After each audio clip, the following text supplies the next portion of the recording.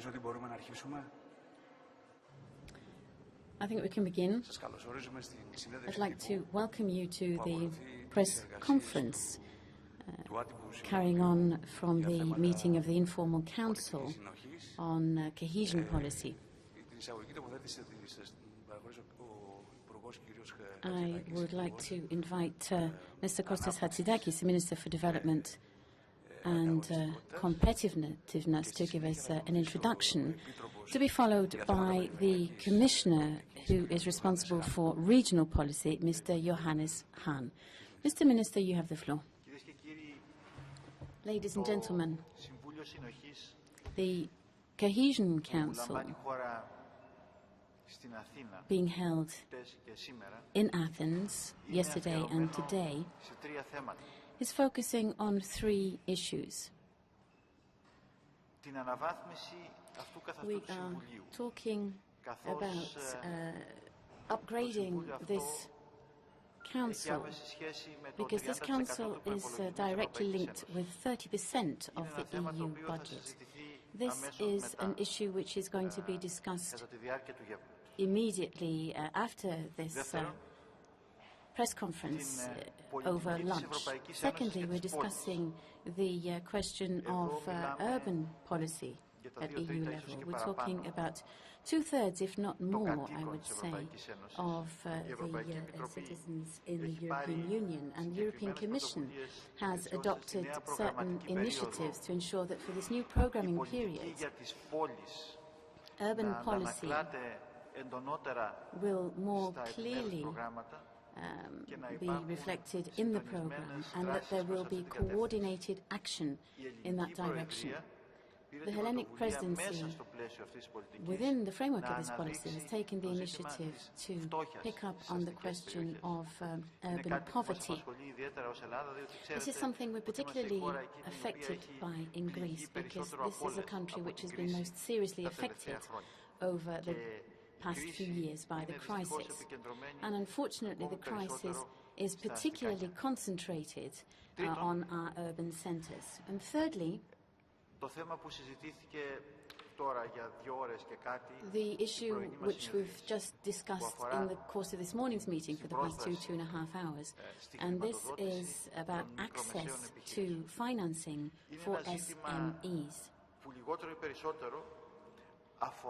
To a greater or lesser extent, this is an issue which affects all EU member states, particularly those which have been hardest hit by the crisis.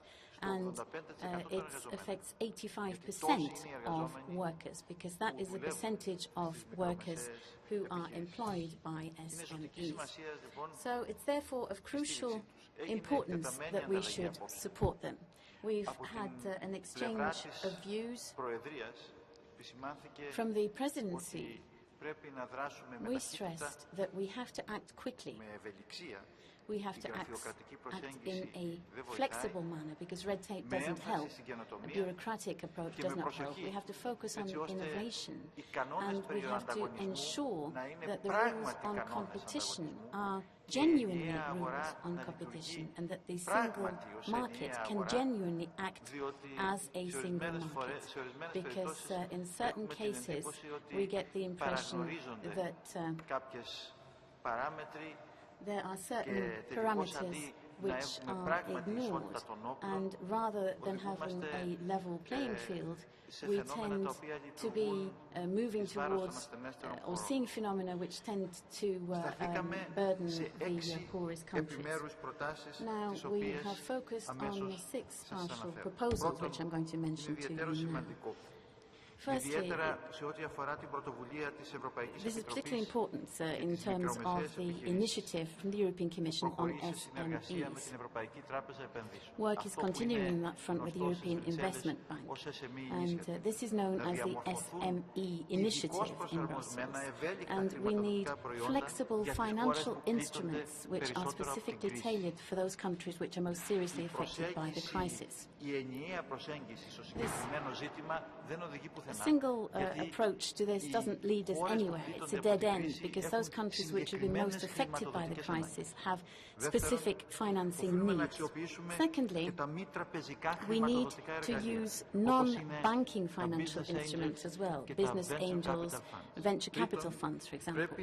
Thirdly, we also need to have flexibility so that we can easily adapt the instruments that we have in reaction to the needs that exist without the very stringent limits which exist. We need to move quickly as well.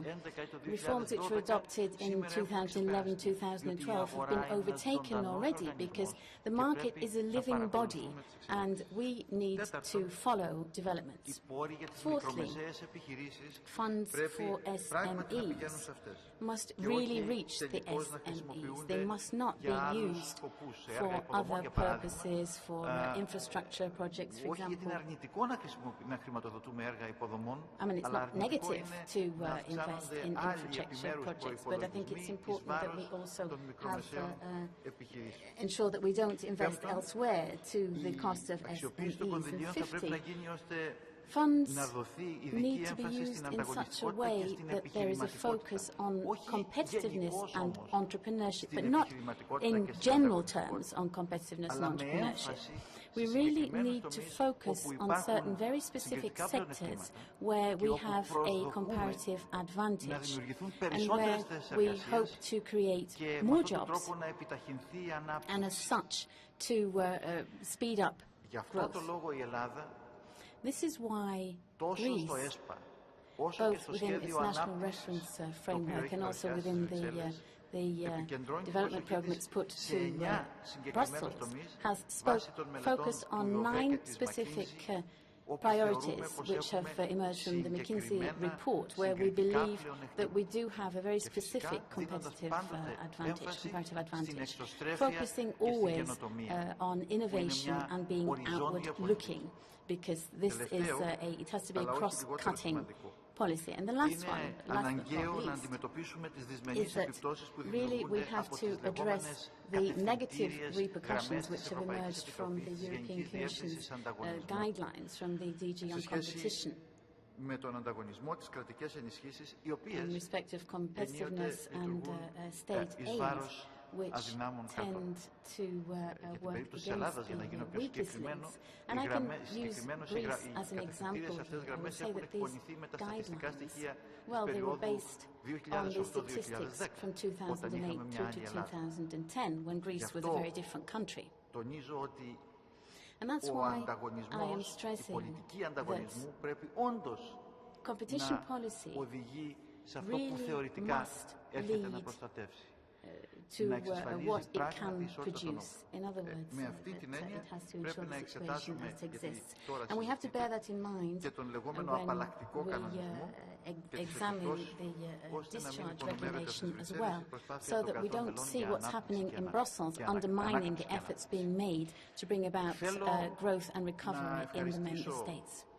I would like to thank my colleagues who participated in our debate, as well as the experts we invited from the European Investment Fund, also from the IIF, and also from the European Association of Craftsmen and Medium-Sized Enterprises. But I would also like to thank Commissioner Hahn.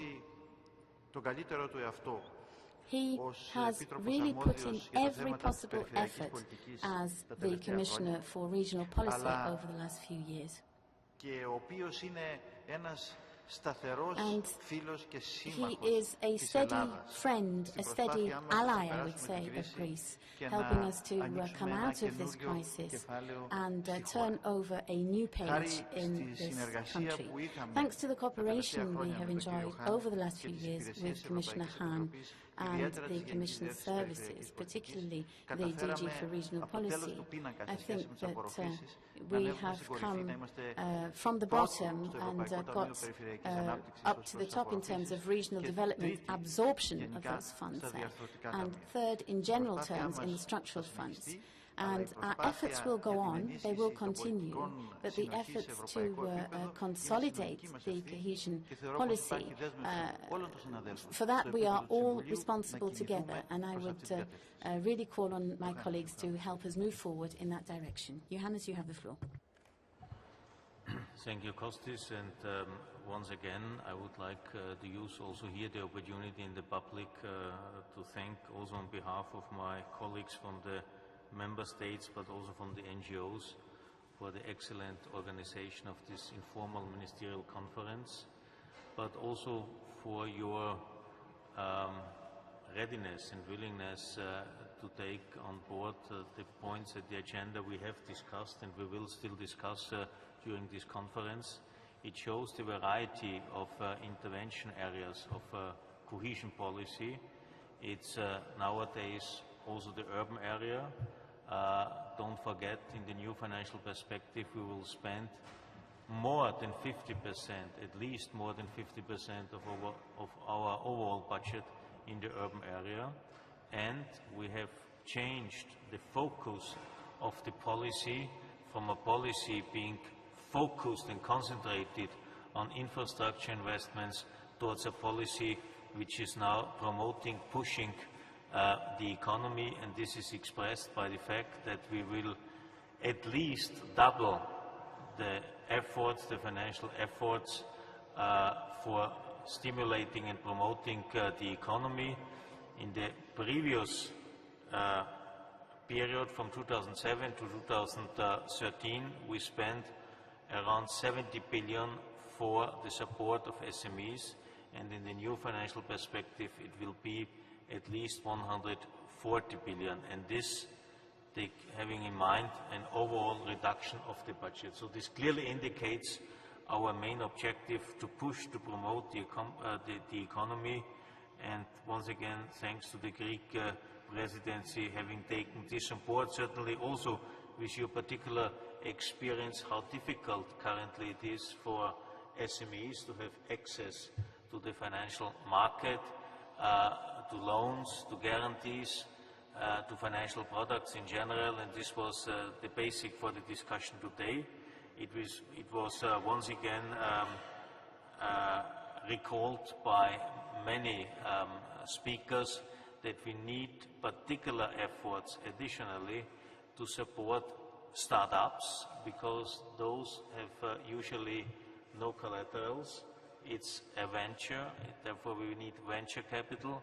This is in general a weakness of the European economy to provide adequate venture capital. This is also linked to another deficiency of Europe. This is to transfer research and innovation outcomes into concrete business cases. And here we have to see how also structural funds can contribute to mitigate the situation, or even better, to improve the situation. And another aspect, and this was also raised by many speakers, we have to reduce the administrative burden for SMEs. At European level, I think it was in 2007, already the so-called Small Business Act was adopted, which more or less is saying that member states should reduce the administrative burden for SMEs. For instance, we should shorten the time it takes to found administratively a new company down to maximum 3 days. For the moment, 2 or 3 member states after 7 years have implemented the Small Business Act, and this is certainly something, if the European economy wants to become more competitive, we have also to work on this side of the coin. And a final aspect which was also raised in the debate is that there's a next step, and this is also something which is of particular interest of Greece, certainly, is to improve the capacities and the opportunities of SMEs, having cross-border cooperations, founding subsidiaries, but also cooperate with others, explore and develop new markets this is something which has to be accompanied by adequate financial support. All this shows the new importance of cohesion policy when it comes to the economic performance of Europe, of European economy, and therefore it's more than justified, and this is something we will discuss later on, that we have now a permanent ministerial structure on European level to deal with all these different issues, something which for the moment doesn't exist, different to the European Parliament, where we have already a RIGI committee, and this minister was a former chair of the RIGI committee, so he's rather familiar with all this issue, and this was certainly extremely helpful to push and to promote this idea. Thank you. Thank you very much indeed. We are ready to take your questions. I'd like you to please say to whom your question is addressed and who you represent.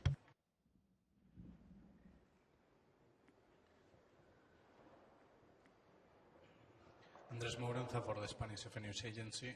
To Commissioner Hahn, the question will be if you have discussed the concrete ways to, to help the distribution of credit to small and medium enterprises through the banking sector, how to force a banking sector that has been helped with public funds to put this money back in the real economy and especially in the SMEs. Thank you. Sorry, I had not understand. No, what is the question? Maybe I have lost it. Yeah, the question is if you have discussed concrete measures to press for the banking sector to put the money back in the real economy and especially in the small and medium enterprises. Of course, because we have done already a lot on this, and in some countries we are not quite happy with the way the money has not yet arrived at the final beneficiaries, because we have already set up funds, but the situation in general is improving.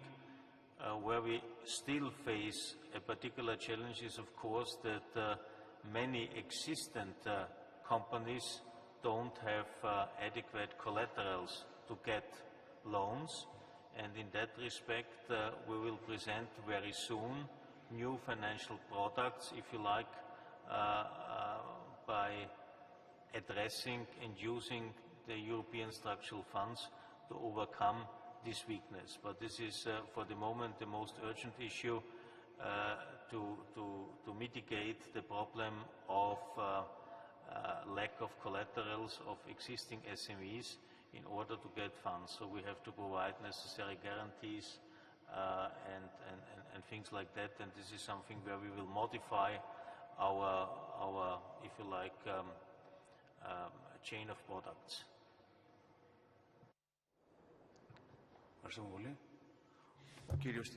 Thank you.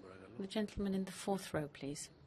Panos Toumasis from Mega Channel. Mr. Hatzidakis, could we focus on the guidelines, the EU guidelines, concerning the data to be taken into account from member countries? Greece, for example, the basis is 2008-2010. That's when the data dates from. Is there an agreement on that? And a comment from Mr. Hahn, please, on this one. Thank you.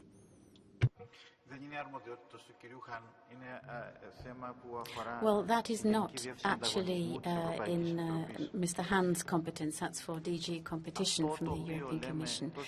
What we say, as well as other countries as well, is that the principles of competition, ensuring that we have a level playing field in the European Union, should actually move us in that direction. Now, the state aid policy within the EU, I think, has been established to ensure that we genuinely have a single market, that there is not excessive subsidies in one member state compared with what's happening in another, for example. And we really want to ensure that the principles of competition work correctly and that there are no unfair advantages. When Looking at Greece in 2014, I mean, we have to see that it's a very different Greece to what it was in 2008, 2009. And the last available statistics in the European Commission date back to then, 2008, 2009. So that's unfair towards Greece and towards other countries which have been seriously hit by the crisis. Now, that's what we stated. And when we were discussing the structural funds and the new programming period, we raised this point and stressed that Greece and other countries as well should be granted more funding.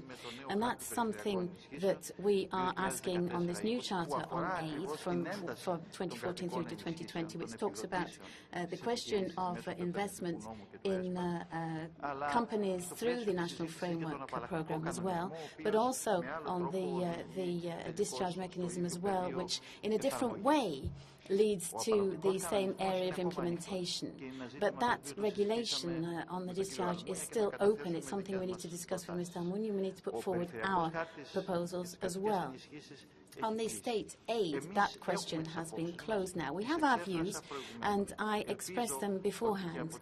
I do hope that from the Brussels side, that viewpoint will be understood. We're not asking for any priorities. We're not asking for special treatment. We're simply asking that within the framework of competition policy, we should see happening for Greece what happened with the distribution of the funds for the structural funds. In other words, that it should be borne in mind that the statistics for 2008-2010 have no relation, bear no relation whatsoever to the current situation.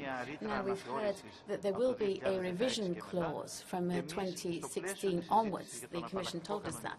And when we've been discussing the discharge regulation, we are pushing to have some very positive reforms for the country introduced.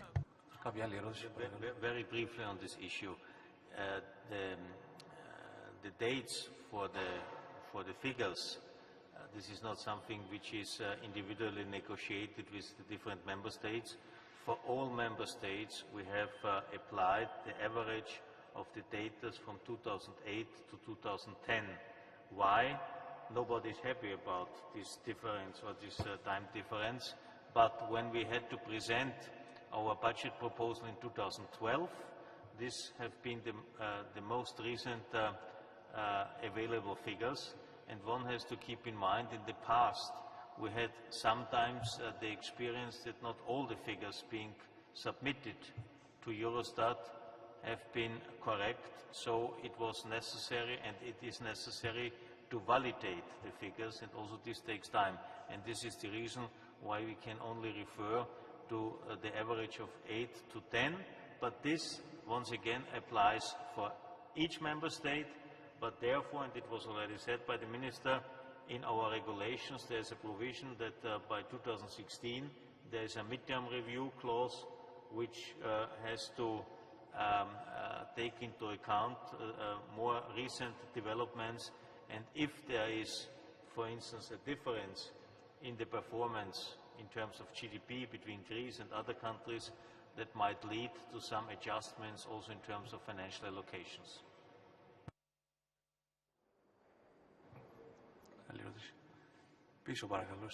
Yes, the lady at the back for the next question, please. Natasha Spandidaki from Public Television. I would like to ask Commissioner Hahn about the problem of transparency. In the past, in Greece, the EU funds weren't used in a proper way.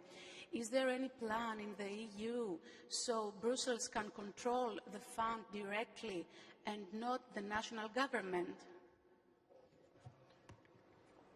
I ask you to understand the whole policy is based on the principle of shared management, which means that member states and regions have to take care and have the responsibility about the concrete application and implementation of the policy.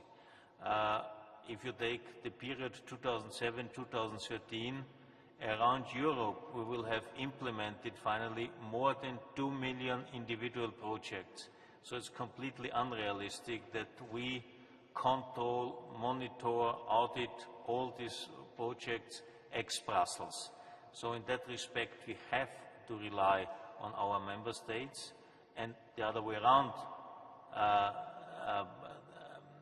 following the principle of subsidiarity, it's clear that member states and regions have a better knowledge, by far better knowledge, about the concrete needs and demands and how the money should be spent along a certain agreed program and contract, if you like.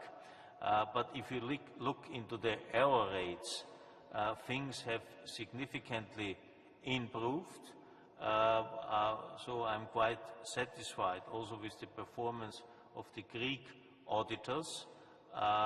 So in general, I would say this is of less concern than it was in the past. Of course, there's always room of improvement.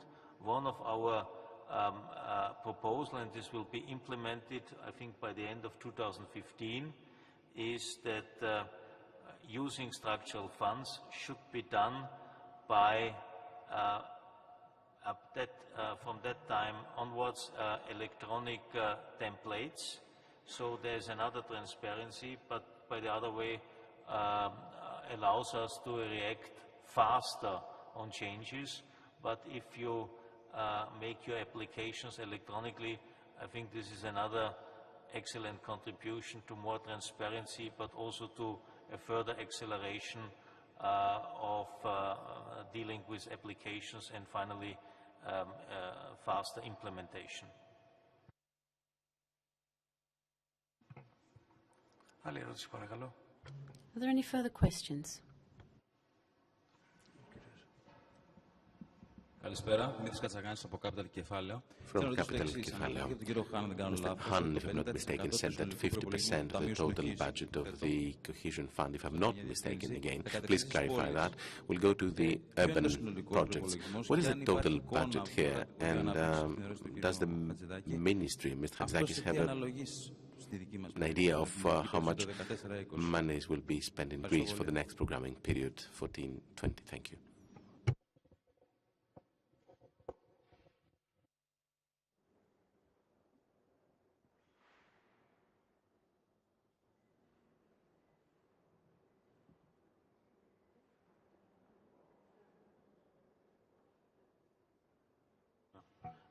Sorry, I just received a rather positive message about the performance of Greece,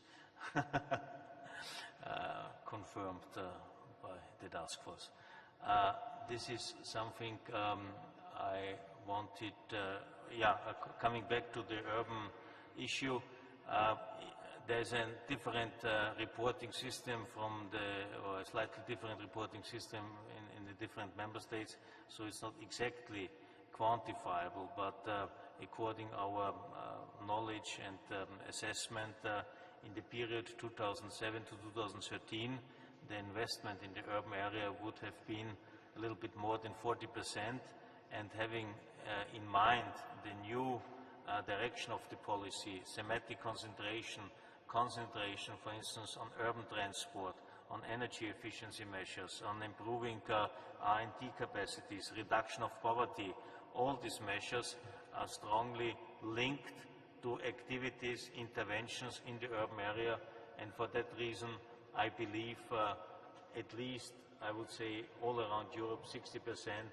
of the structural fund money will be spent in urban areas, which is justified if you have in mind that around 75% of the European population is living in cities.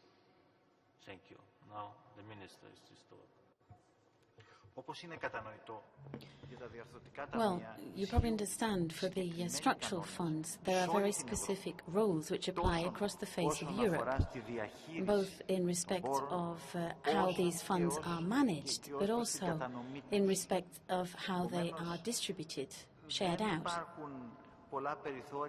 So there isn't much scope, really, for member states to have a specific approach, or someone who is not fully conversant with the rules. There are, I think, criteria which apply to population about how the funds will be shared out based on the percentage of wealth and the GDP in each country, in each region, basically. And that's what Greece based itself on as well, based on the thematic priorities of the European Commission. We are moving ahead. Obviously, we've got our own national priorities as well. I mentioned these 9 sectors for entrepreneurship beforehand as well. And that's linked to the priority we attach to employment and education as well. And the same applies to the urban centres. We don't distribute to urban areas or rural areas depending on where the specific minister's preferences lie for the town or the countryside. There are very specific economic and population-based criteria. So the poorer urban centres, they will have more support. The poorer regions as well will have a greater per capita budget there as well. And if you look at how the population is distributed, if you look at the relative welfare as well, I think you can draw your own conclusions about the distribution of these funds.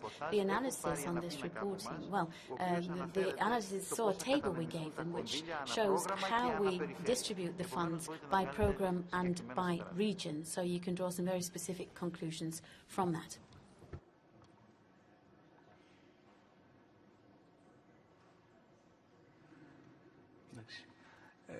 Υπάρχει κάποια άλλη ερώτηση? Are there any further questions?